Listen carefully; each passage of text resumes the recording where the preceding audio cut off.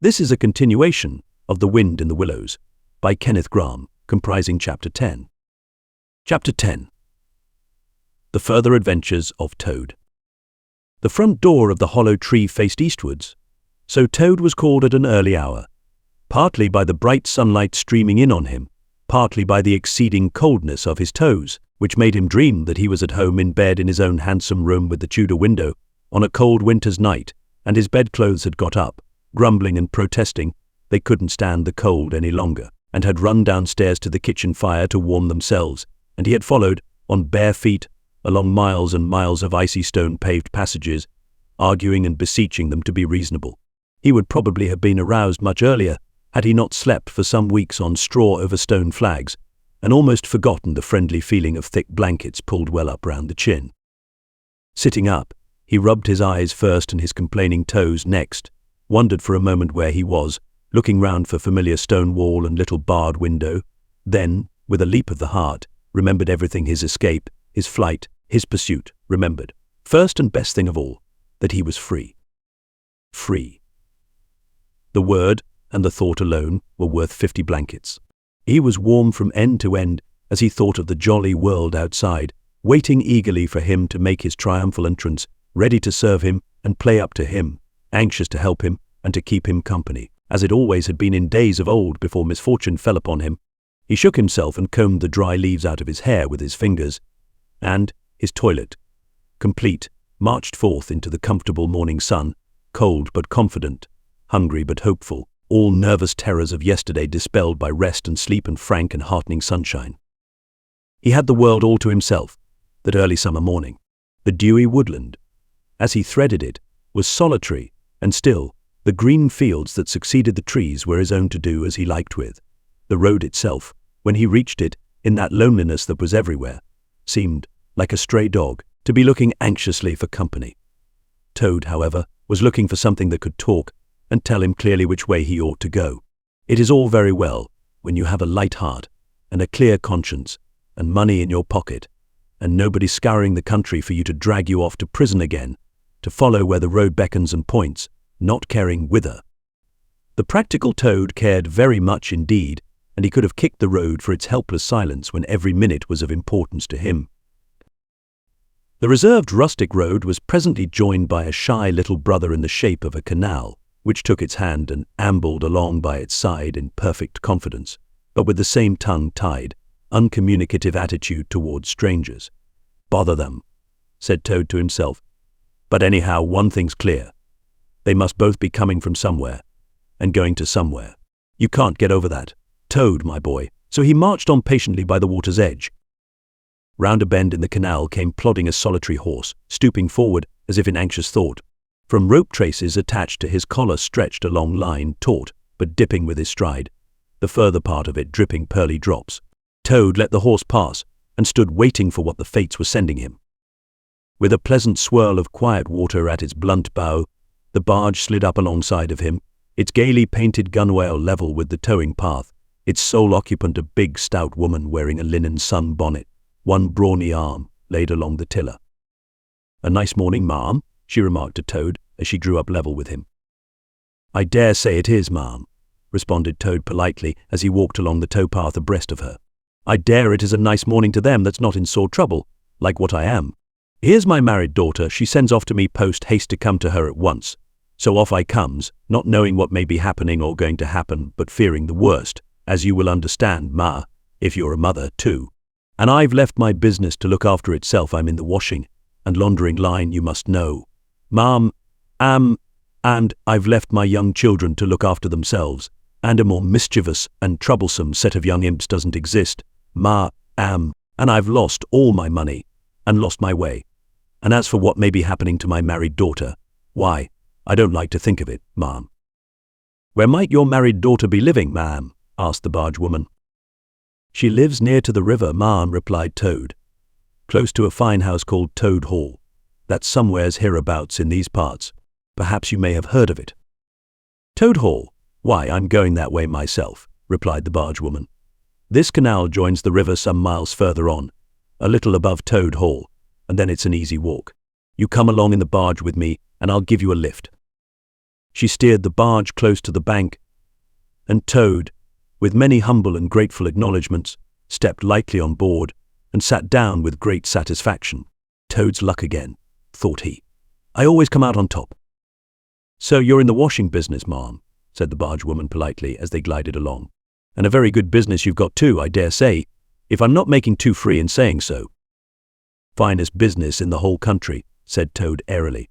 All the gentry come to me wouldn't go to anyone else if they were paid. They know me so well. You see, I understand my work thoroughly and attend to it all myself. Washing, ironing, clear starching, making up gents' fine shirts for evening wear, everything's done under my own eye. But surely you don't do all that work yourself, ma'am? Asked the bargewoman respectfully. Oh, I have girls, said Toad lightly, 20 girls or thereabouts, always at work. But you know what girls are, ma'am? Nasty little hussies, that's what I call him. So do I too, said the bargewoman with great heartiness. But I dare say you set yours to rights, the idle trollops. And are you very fond of washing? I love it, said Toad. I simply dote on it. Never so happy as when I've got both arms in the wash tub. But then, it comes so easy to me. No trouble at all. A real pleasure, I assure you, ma'am. What a bit of luck, meeting you, observed the bargewoman, thoughtfully. A regular piece of good fortune for both of us. Why, what do you mean? Asked Toad, nervously. Well, look at me now, replied the bargewoman. I like washing, too, just the same as you do. And for that matter, whether I like it or not, I have got to do all my own, naturally, moving about as I do. Now my husband, he's such a fellow for shirking his work and leaving the barge to me, that never a moment do I get for seeing to my own affairs. By rights he ought to be here now, either steering or attending to the horse, though luckily the horse has sense enough to attend to himself. Instead of which he's gone off with the dog to see if they can't pick up a rabbit for dinner somewhere. Says he'll catch me up at the next lock. Well, that's as maybe I don't trust him once he gets off with that dog, who's worse than he is. But meantime, how am I to get on with my washing? Oh, never mind about the washing, said Toad, not liking the subject. Try and fix your mind on that rabbit. A nice fat young rabbit, I'll be bound. Got any onions? I can't fix my mind on anything but my washing, said the bargewoman, and I wonder you can be talking of rabbits with such a joyful prospect before you. There's a heap of things of mine that you'll find in a corner of the cabin. If you'll just take one or two of the most necessary sort, I won't venture to describe them to a lady like you, but you'll recognize them at a glance and put them through the wash tub as we go along. Why, it'll be a pleasure to you, as you rightly say, and a real help to me. You'll find a tub handy, and soap, and a kettle on the stove, and a bucket to haul up water from the canal with. Then I shall know you're enjoying yourself, instead of sitting here idle, looking at the scenery and yawning your head off. Here, you let me steer, said Toad, now thoroughly frightened, and then you can get on with your washing your own way. I might spoil your things or not do 'em as you like. I'm more used to gentlemen's things myself. It's my special line. Let you steer? Replied the bargewoman, laughing. It takes some practice to steer a barge properly. Besides, it's dull work, and I want you to be happy. No, you shall do the washing you are so fond of, and I'll stick to the steering that I understand. I don't try and deprive me of the pleasure of giving you a treat. Toad was fairly cornered. He looked for escape this way and that, saw that he was too far from the bank for a flying leap, and sullenly resigned himself to his fate. If it comes to that, he thought in desperation, I suppose any fool can wash. He fetched tub, soap, and other necessaries from the cabin, selected a few garments at random, tried to recollect what he had seen in casual glances through laundry windows, and set to. A long half-hour passed, and every minute of it saw Toad getting crosser and crosser. Nothing that he could do to the things seemed to please them or do them good. He tried coaxing, he tried slapping, he tried punching. They smiled back at him out of the tub unconverted, happy in their original sin. Once or twice he looked nervously over his shoulder at the bargewoman, but she appeared to be gazing out in front of her, absorbed in her steering. His back ached badly, and he noticed with dismay that his paws were beginning to get all crinkly. Now Toad was very proud of his paws. He muttered under his breath words that should never pass the lips of either washerwomen or toads, and lost the soap for the 50th time.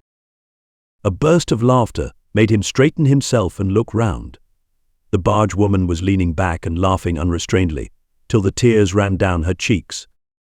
"I've been watching you all the time," she gasped. "I thought you must be a humbug all along, from the conceited way you talked. Pretty washerwoman you are. Never washed so much as a dishclout in your life, I'll lay. Toad's temper, which had been simmering viciously for some time, now fairly boiled over, and he lost all control of himself. "You common, low, fat barge woman," he shouted, "don't you dare to talk to your betters like that." "Washerwoman indeed? I would have you to know that I am a toad, a very well-known, respected, distinguished toad. I may be under a bit of a cloud at present, but I will not be laughed at by a barger-woman." The woman moved nearer to him and peered under his bonnet keenly and closely. "Why, so you are," she cried. "Well, I never. A horrid, nasty, crawly toad, and in my nice clean barge too. Now that is a thing that I will not have." She relinquished the tiller for a moment. One big mottled arm shot out and caught Toad by a foreleg, while the other gripped him fast by a hind leg. Then the world turned suddenly upside down. The barge seemed to flit lightly across the sky. The wind whistled in his ears, and Toad found himself flying through the air, revolving rapidly as he went. The water, when he eventually reached it with a loud splash, proved quite cold enough for his taste, though its chill was not sufficient to quell his proud spirit or slake the heat of his furious temper. He rose to the surface spluttering, and when he had wiped the duckweed out of his eyes, the first thing he saw was the fat barge woman looking back at him over the stern of the retreating barge and laughing, and he vowed, as he coughed and choked, to be even with her.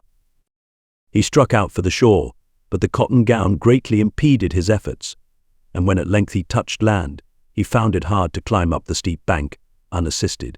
He had to take a minute or two's rest to recover his breath. Then, gathering his wet skirts well over his arms, he started to run after the barge as fast as his legs would carry him, wild with indignation, thirsting for revenge. The barge woman was still laughing when he drew up level with her.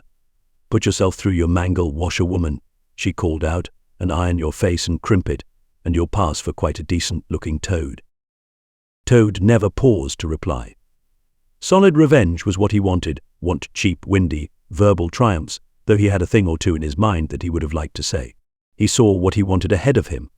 Running swiftly on, he overtook the horse, unfastened the tow rope and cast off, jumped lightly on the horse's back, and urged it to a gallop by kicking it vigorously in the sides. He steered for the open country, abandoning the tow path and swinging his steed down a rutty lane. Once he looked back and saw that the barge had run aground on the other side of the canal, and the barge woman was gesticulating wildly and shouting, "Stop, stop, stop." "I've heard that song before," said Toad, laughing, as he continued to spur his steed onward in its wild career. The barge horse was not capable of any very sustained effort, and its gallop soon subsided into a trot, and its trot into an easy walk, but Toad was quite contented with this, knowing that he, at any rate, was moving, and the barge was not. He had quite recovered his temper, now that he had done something he thought really clever, and he was satisfied to jog along quietly in the sun, steering his horse along by ways and bridle paths, and trying to forget how very long it was since he had had a square meal, till the canal had been left very far behind him. He had travelled some miles, his horse and he was feeling drowsy in the hot sunshine, when the horse stopped, lowered his head, and began to nibble the grass, and Toad, waking up, just saved himself from falling off by an effort. He looked about him and found he was on a wide common, dotted with patches of gorse and bramble as far as he could see. Near him stood a dingy gypsy caravan, and beside it a man was sitting on a bucket turned upside down, very busy smoking and staring into the wide world. A fire of sticks was burning nearby, and over the fire hung an iron pot, and out of that pot came forth bubblings and gurglings, and a vague suggestive steaminess. Also smells warm, rich, and varied smells that twined and twisted and wreathed themselves at last into one complete, voluptuous, perfect smell that seemed like the very soul of nature taking form and appearing to her children, a true goddess, a mother of solace and comfort. Toad now knew well that he had not been really hungry before. What he had felt earlier in the day had been a mere trifling qualm. This was the real thing at last, and no mistake, and it would have to be dealt with speedily, too, or there would be trouble for somebody or something. He looked the gypsy over carefully, wondering vaguely whether it would be easier to fight him or cajole him. So there he sat, and sniffed, and looked at the gypsy, and the gypsy sat and smoked, and looked at him. Presently the gypsy took his pipe out of his mouth, and remarked in a careless way, "Want to sell that there horse of yours?" Toad was completely taken aback. He did not know that gypsies were very fond of horse dealing, and never missed an opportunity, and he had not reflected that caravans were always on the move and took a deal of drawing. It had not occurred to him to turn the horse into cash, but the gypsy's suggestion seemed to smooth the way towards the two things he wanted so badly: ready money and a solid breakfast. "What?" he said. "Me sell this beautiful young horse of mine? Oh no, it's out of the question. Who's going to take the washing home to my customers every week? Besides, I'm too fond of him, and he simply dotes on me." "Try and love a donkey," suggested the gypsy. "Some people do." "You don't seem to see," continued Toad, "that this fine horse of mine is a cut above you altogether. He's a blood horse, he is, partly, not the part you see, of course, another part.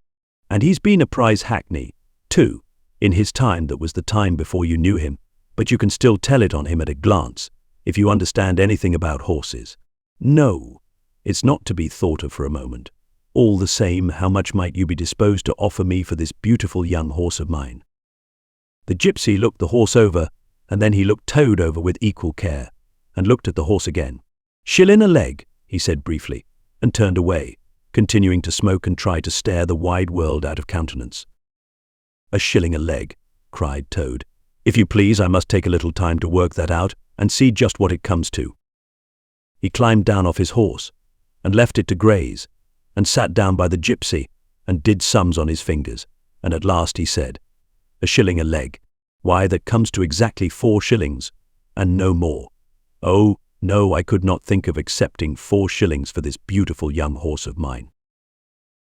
"Well," said the gypsy, "I'll tell you what I will do. I'll make it 5 shillings, and that's 3 and 6pence more than the animal's worth, and that's my last word." Then Toad sat and pondered long and deeply, for he was hungry and quite penniless, and still some way he knew not how far from home, and enemies might still be looking for him. To one in such a situation, 5 shillings may very well appear a large sum of money. On the other hand, it did not seem very much to get for a horse. But then, again, the horse hadn't cost him anything, so whatever he got was all clear profit. At last he said firmly, "Look here, gypsy, I tell you what we will do, and this is my last word. You shall hand me over 6 shillings and 6pence, cash down, and further, in addition thereto, you shall give me as much breakfast as I can possibly eat, at one sitting, of course, out of that iron pot of yours that keeps sending forth such delicious and exciting smells. In return, I will make over to you my spirited young horse, with all the beautiful harness and trappings that are on him freely thrown in. If that's not good enough for you, say so, and I'll be getting on. I know a man near here who's wanted this horse of mine for years." The gypsy grumbled frightfully, and declared if he did a few more deals of that sort he'd be ruined. But in the end he lugged a dirty canvas bag out of the depths of his trouser pocket, and counted out 6 shillings and 6pence into Toad's paw.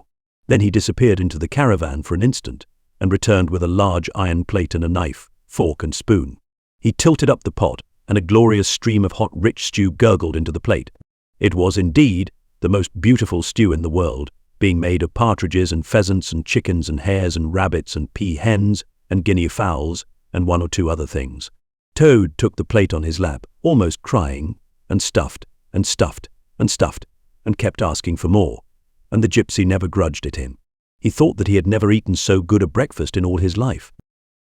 When Toad had taken as much stew on board as he thought he could possibly hold, he got up and said good-bye to the gypsy, and took an affectionate farewell of the horse, and the gypsy, who knew the riverside well, gave him directions which way to go, and he set forth on his travels again in the best possible spirits. He was, indeed, a very different Toad from the animal of an hour ago. The sun was shining brightly, his wet clothes were quite dry again, he had money in his pocket once more, he was nearing home and friends and safety, and, most and best of all, he had had a substantial meal, hot and nourishing, and felt big and strong and careless and self-confident. As he tramped along gaily, he thought of his adventures and escapes, and how when things seemed at their worst he had always managed to find a way out, and his pride and conceit began to swell within him. "Ho! Ho!" he said to himself as he marched along with his chin in the air. "What a clever Toad I am! There is surely no animal equal to me for cleverness in the whole world. My enemies shut me up in prison.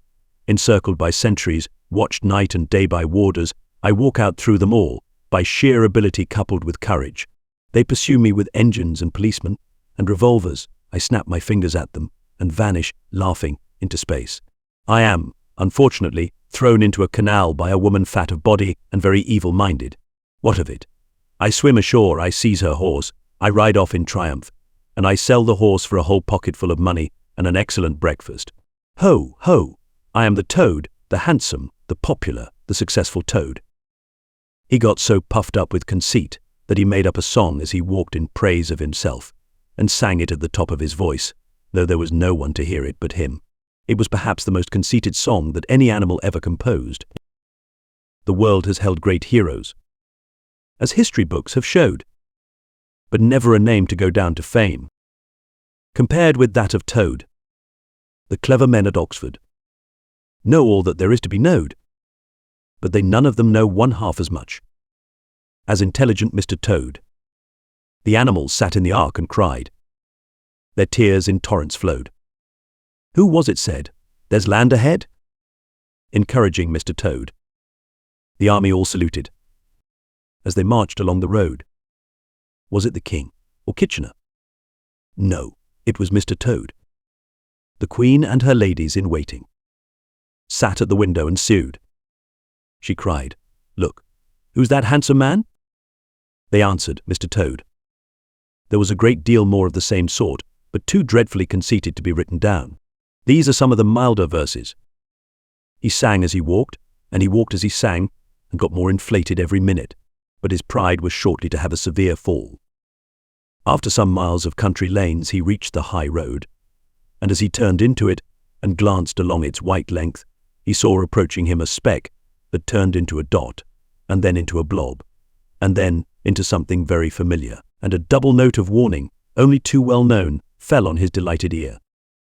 "This is something like," said the excited Toad. "This is real life again. This is once more the great world from which I have been missed so long.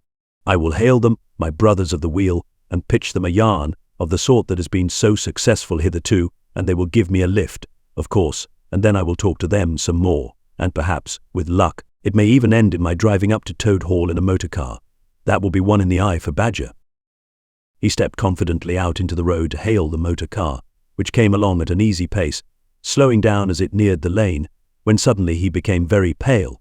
His heart turned to water, his knees shook and yielded under him, and he doubled up and collapsed with a sickening pain in his interior.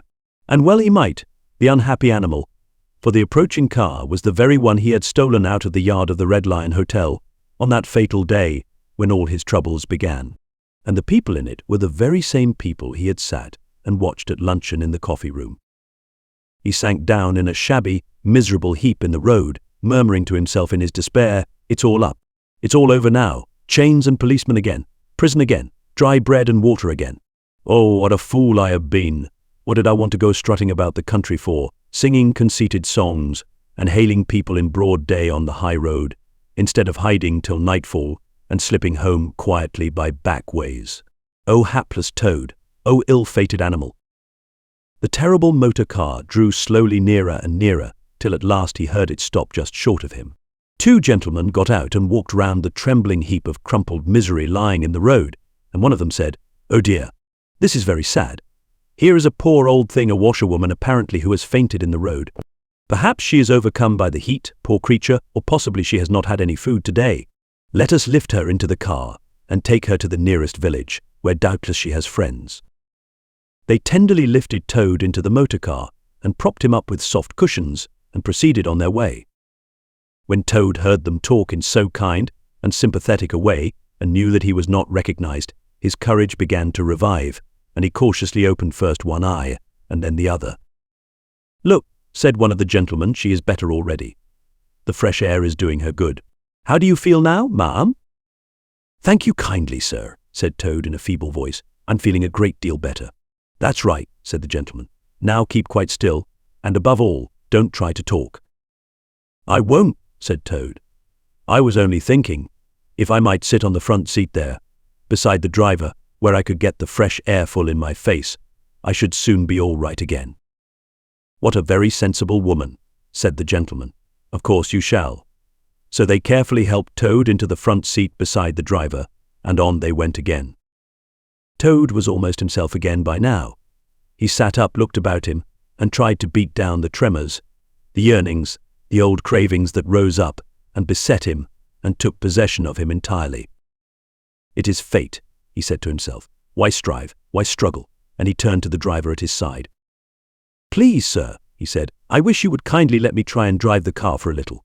I've been watching you carefully, and it looks so easy and so interesting, and I should like to be able to tell my friends that once I had driven a motor car." The driver laughed at the proposal so heartily that the gentleman inquired what the matter was. When he heard, he said, "To Toad's delight, bravo, ma'am. I like your spirit. Let her have a try, and look after her. She won't do any harm." Toad eagerly scrambled into the seat vacated by the driver, took the steering wheel in his hands, listened with affected humility to the instructions given him, and set the car in motion, but very slowly and carefully at first, for he was determined to be prudent. The gentlemen behind clapped their hands and applauded, and Toad heard them saying, "How well she does it. Fancy a washerwoman driving a car as well as that, the first time." Toad went a little faster, then faster still, and faster. He heard the gentleman call out warningly, "Be careful, washerwoman," and this annoyed him, and he began to lose his head. The driver tried to interfere, but he pinned him down in his seat with one elbow and put on full speed. The rush of air in his face, the hum of the engines, and the light jump of the car beneath him intoxicated his weak brain. "Washerwoman, indeed," he shouted recklessly. "Ho, ho! I am the Toad, the motor car snatcher, the prison breaker, the Toad who always escapes. Sit still, and you shall know what driving really is, for you are in the hands of the famous, the skillful, the entirely fearless Toad." With a cry of horror, the whole party rose and flung themselves on him. "Seize him!" they cried. "Seize the Toad, the wicked animal who stole our motor car. Bind him, chain him, drag him to the nearest police station. Down with the desperate and dangerous Toad." Alas! They should have thought. They ought to have been more prudent. They should have remembered to stop the motor car somehow before playing any pranks of that sort. With a half turn of the wheel, the Toad sent the car crashing through the low hedge that ran along the roadside. One mighty bound, a violent shock, and the wheels of the car were churning up the thick mud of a horse pond. Toad found himself flying through the air with the strong upward rush and delicate curve of a swallow. He liked the motion, and was just beginning to wonder whether it would go on until he developed wings and turned into a toad bird, when he landed on his back with a thump in the soft rich grass of a meadow. Sitting up, he could just see the motor car in the pond, nearly submerged. The gentleman and the driver, encumbered by their long coats, were floundering helplessly in the water. He picked himself up rapidly and set off running across country as hard as he could, scrambling through hedges, jumping ditches, pounding across fields, till he was breathless and weary and had to settle down into an easy walk. When he had recovered his breath somewhat and was able to think calmly, he began to giggle, and from giggling he took to laughing, and he laughed till he had to sit down under a hedge. "Ho, ho!" he cried, in ecstasies of self-admiration. Toad again. Toad, as usual, comes out on the top. Who was it got them to give him a lift? Who managed to get on the front seat for the sake of fresh air? Who persuaded them into letting him see if he could drive? Who landed them all in a horse pond? Who escaped, flying gaily and unscathed through the air, leaving the narrow-minded, grudging, timid excursionists in the mud where they should rightly be? Why, Toad, of course, clever Toad, great Toad, good Toad. Then he burst into song again and chanted with uplifted voice. The motor car went poop, poop, poop as it raced along the road. Who was it steered it into a pond? Ingenious Mr. Toad.